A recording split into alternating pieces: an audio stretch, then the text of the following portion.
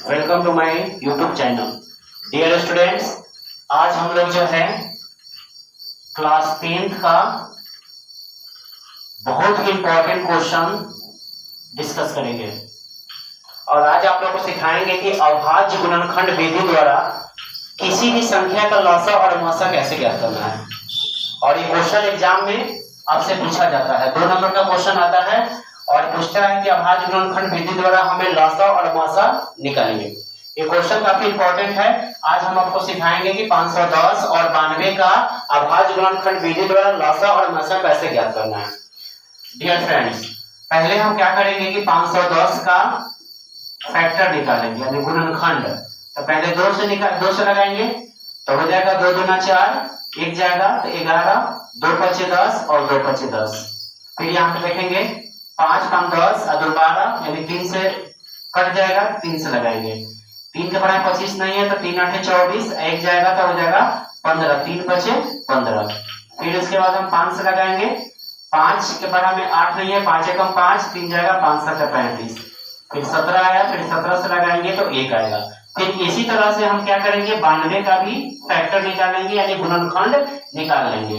2 से लगाएंगे, 2 चौका 8, 1 जाएगा 12, 2 तिहाई 2 छक 12। फिर यहाँ पे 2 से लगाएंगे, 2 दूना 4, 2 तिहाई 6।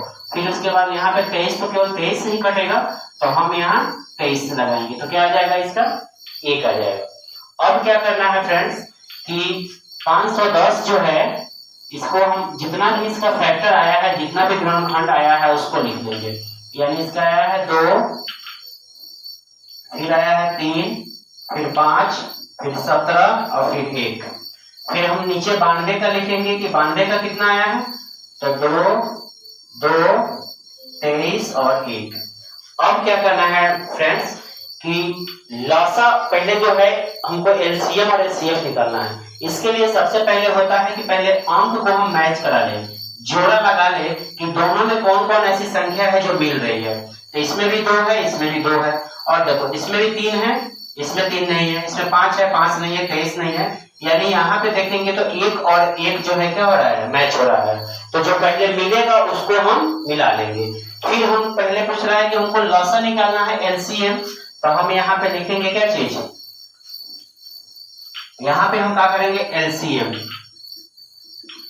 अब एलसीएम निकालने का डियर रूल होता है कि पहले तो जो संख्या मैच कर रहा है उसको लिख लेंगे। तो पहले 2 मैच हुआ है, फिर 1 हुआ है और जो संख्या नहीं मिला है उसको भी लिखना है। तो कौन कौन संख्या नहीं मिला है, 3 नहीं मिला है, 5 नहीं मिला है यानी 3 गुने 5 17 नहीं मिला हुआ है।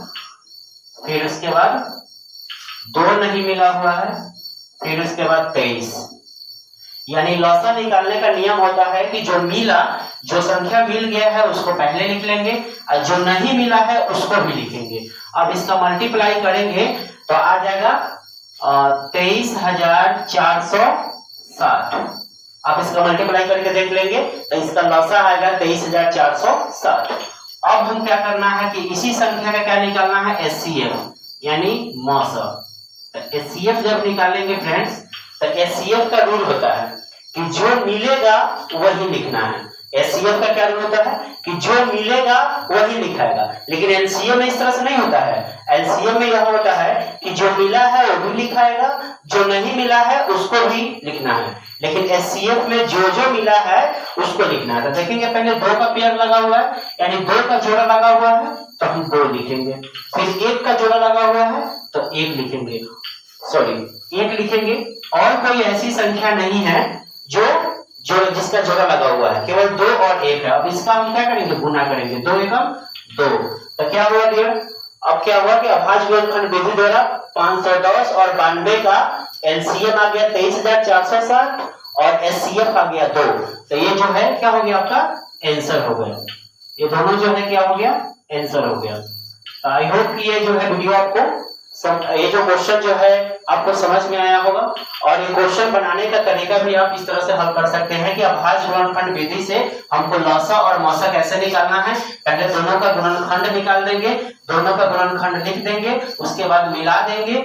और लसा का नियम होता है जो मिलेगा वो भी लिखाएगा, जो नहीं मिलेगा वो भी लिखाएगा। लेकिन मसा का नियम होता है कि जो मिला है उसी को लिखना है। तो जो मिला है मेरे में इसमें 2 और 1 का 2 और 1 के लिए